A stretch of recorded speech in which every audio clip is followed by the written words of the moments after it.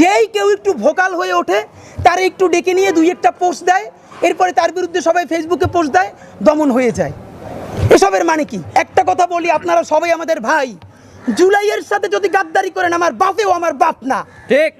আমার মা আমার মা না, আমার সন্তান আমার সন্তান না। ঠিক।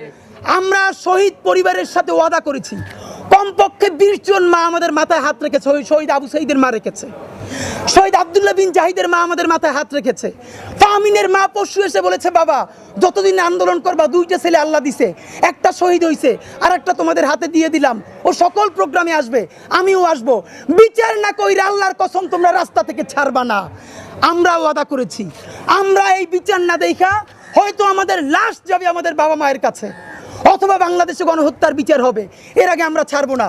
ছাত্র উপদেষ্টা 2 জন, আসিফ মাহমুদ, মাহফুজুল আলম, যদি সত্যি দায় দারদের রাজনীতি থেকে থাকে, জুলাই জনতার প্রতি আপনাদের দরদ থেকে থাকে, আজকে না আগামী 3 দিনের মধ্যে এই চেয়ার লাথি মেরে আমাদের কাতারে চলে আসেন।